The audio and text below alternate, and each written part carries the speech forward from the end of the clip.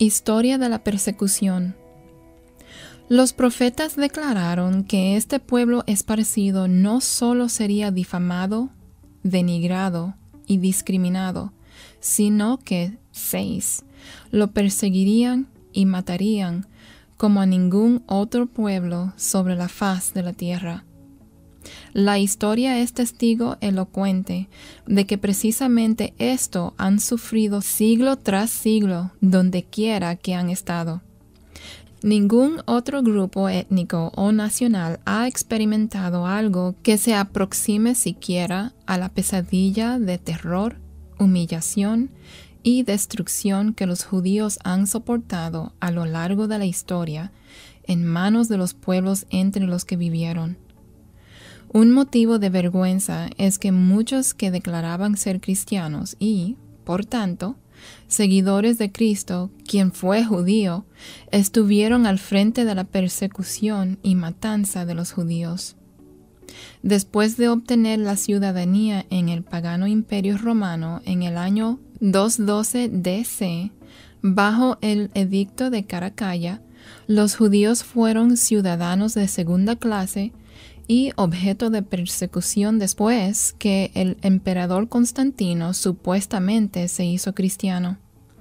Más tarde, los que decían ser cristianos trataron a los judíos con mucha más crueldad que los paganos.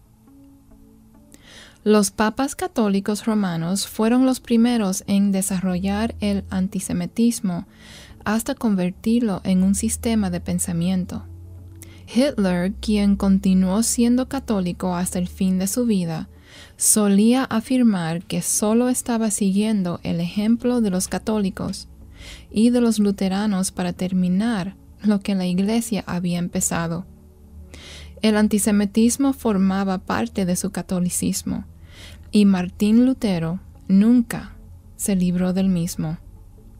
Abogaba para que se incendiara las casas de los judíos y se les diera la opción de escoger entre la conversión o que se les arrancara la lengua.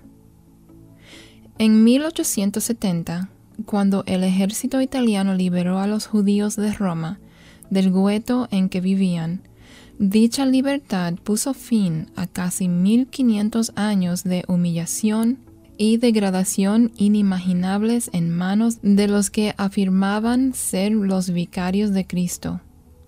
Ningún papa odió a los judíos más que Pablo IV, 1555 al 1559, cuyas crueldades sobrepasan los límites de la razón humana. El historiador católico Pedro de Rosa confiesa que empiezo de la cita, sucesión de papas reforzó los antiguos prejuicios contra los judíos, tratándolos como leprosos que no merecían ser protegidos por la ley.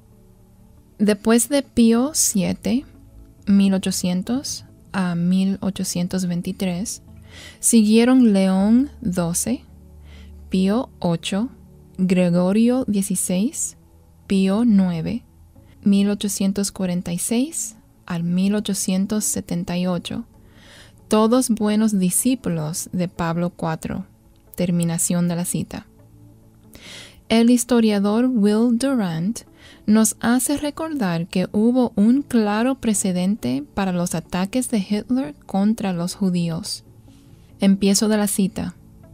El Concilio Católico Romano de Viena, 1311, prohibió toda relación sexual entre cristianos y judíos.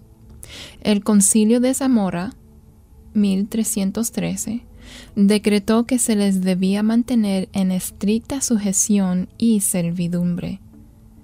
El Concilio de Basilea, 1431 al 1433, renovó decretos canónicos que prohibían que los cristianos se asociaran con judíos, e instruyó a las autoridades seculares, como la Iglesia misma por mucho tiempo había puesto en vigor en Roma y en los estados papales, que confinaran a los judíos a ciertos barrios separados, guetos, que los obligaran a usar una insignia que los distinguiera.